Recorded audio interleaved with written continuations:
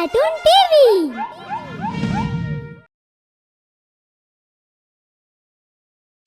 एक बार की बात है, उदयपुर राज्य के राजा और रानी बहुत ही दुखी थे।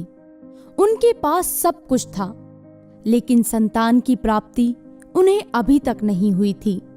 उन्होंने बहुत सारे उपचार करवाए, लेकिन उन्हें हर जगह से सिर्फ और सिर्फ निराशा ही प्राप्त हुई, जिससे रानी काफी दुखी रहने लगी। फिर एक दिन, मेरे साथ ही ऐसा क्यों हो रहा है? हमारी शादी को इतना समय हो गया है, लेकिन अभी तक हमें एक भी संतान की प्राप्ति नहीं हुई। रानी रो रही थी कि तभी एक छोटी सी परी रानी के सामने आई, जिसने गुलाब के फूलों की कलियों के कपड़े और सर पर एक चमकीला लाल नग पहना था। तुम कौन हो? मेरा नाम गुलाबो है। तुम्हें रोता हुआ देखा तो सोचा तुम्हारी परेशानी पूछ लूं। मेरी तो एक ही परेशानी है। क्या? मेरी शादी को 5 साल बीत चुके हैं, लेकिन अभी तक मेरी एक भी संतान नहीं है। हमने कई उपचार भी करवाए, पर हमें अभी तक कोई फायदा नहीं हुआ। ओह, अब समझी। तो मैं तुम्हारी मदद कर सकती हूँ। सच? कैसे? ये लो, ये नग अपने घर के आंगन में उगा देना। इसके खिलने पर तुम्हें माँ बनने का मौका जरूर मिलेगा। लेकिन एक नग फूल कैसे बन सकता है? ये गुलाबों का जादू है, सर चढ़कर बोलेगा। लेकिन ध्यान रहे, जब तुम ये नग मिट्टी में दबाओ तो तुम्हें ना कोई देखे और ना ही इसमें तुम्हारे अलावा कोई पानी डाले, नहीं तो गड़बड़ हो जाएगी। ना, मैं कोई गलती होने नहीं दूंगी। रानी को नग देने के बाद परी वहाँ से चली गई और फिर अगले दिन रानी ने चुपचाप नग को बगीचे में उगा दिया। लेकिन वहीं पेड़ पर बैठी एक बंदरिया ये सब कुछ देख रही थी। उसने वो सुंदर नग देख लिया और रानी के जाते ही उसने वो नग वहाँ से निकाल लिया, जिसके बाद रानी वहाँ पर वापस आई। ये क्या किया तूने? बंदरिया चीख सुनकर वहाँ से भाग गई, लेकिन नग उसके हाथ से वापस मिट्टी में गिर गया। रानी ने जल्दी से वो नग वापस मिट्टी में दबा दिया।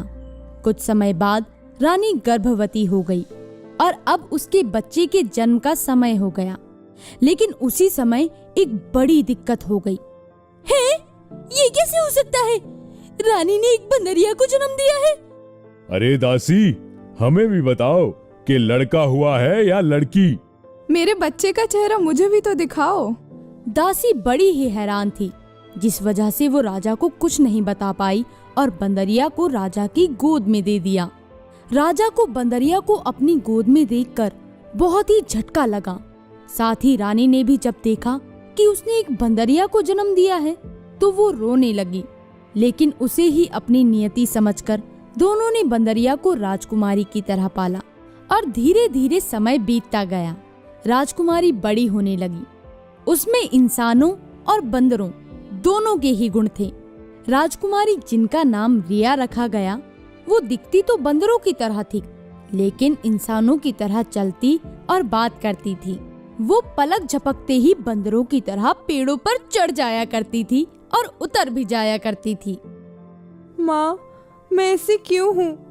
कोई भी मेरा दोस्त नहीं बनता, ना कोई मेरे साथ खेलता है। बेटा, आप उदास क्यों होते हो? यहाँ आपके साथ खेलने के लिए इतनी सारी दासियाँ है तो सही। माँ, वो सब मेरी उम्र की थोड़ी ना है। अच्छा, तो आपको अपने उम्र की सहेलियां चाहिए? हाँ पिताजी। तो आप महल से बाहर जाइए और दोस्त बनाने की कोशिश करिए। ये क्या कह रहे हो आप? सच बाबा, ऐसे करने से मेरे भी दोस्त बन जाएंगे? हाँ बेटा, जरूर बनेंगे।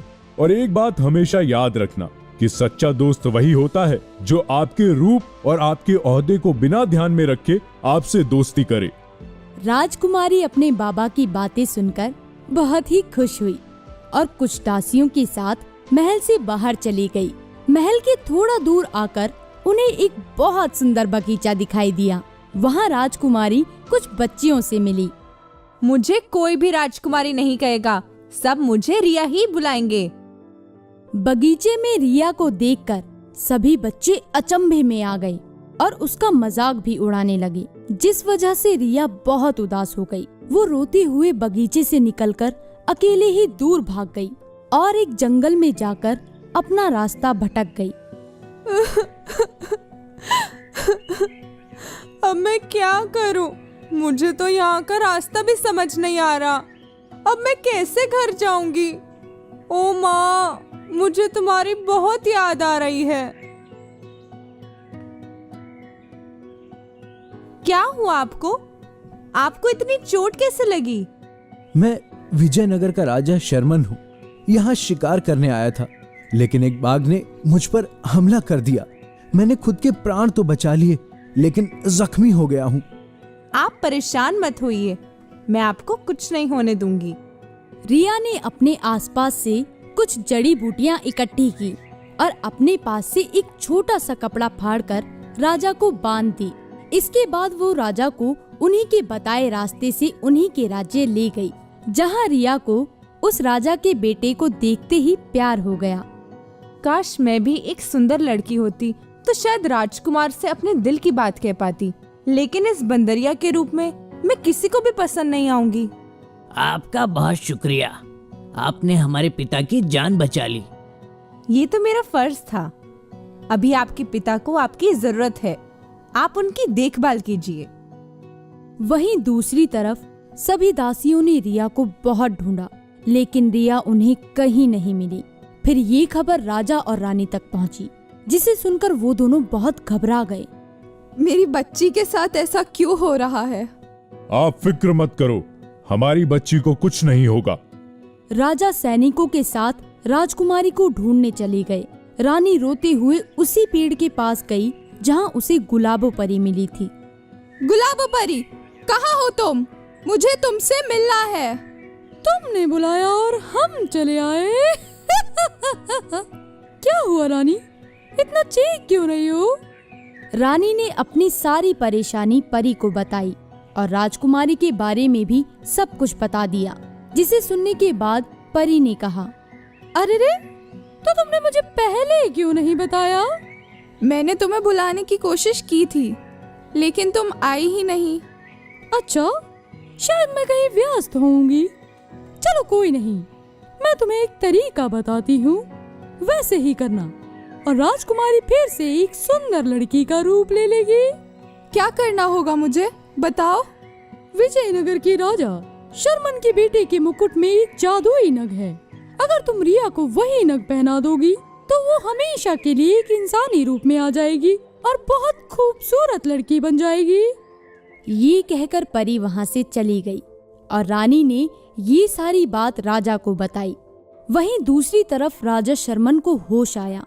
फिर रिया ने उनसे कहा, मैं बहुत खुश हूँ कि आपको होश आ गया। क्या आप मुझे वापस मेरे घर भिजवा सकते हैं? आपने हमारे प्राण बचाए हैं, हम आपको स्वयं आपके घर छोड़ने चलेंगे। राजा शर्मन रिया को उदयनगर छोड़ने गए, जहाँ अब भी रिया की तलाश जारी थी। अपनी राजकुमारी को वापस आता देख राज्य के सभी लोग बहुत खुश हो गए।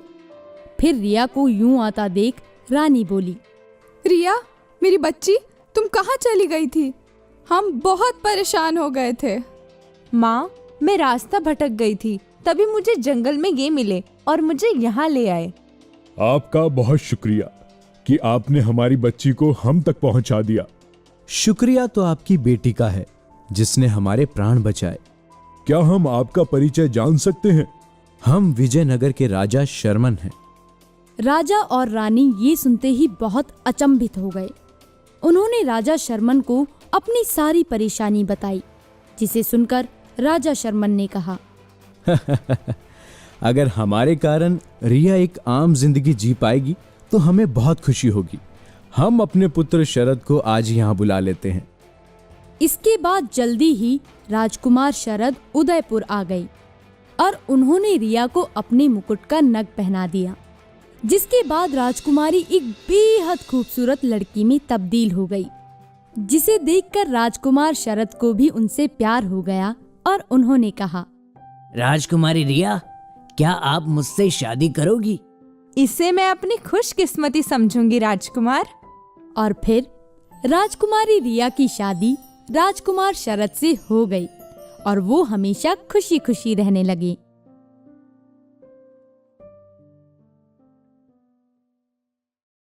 अगर आपको हमारे वीडियोस पसंद आ रहे हों तो इन्हें लाइक करें, चैनल सब्सक्राइब करें और हमारे कार्टून शो सबसे पहले देखने के लिए बेल आइकन दबाना ना भूलें।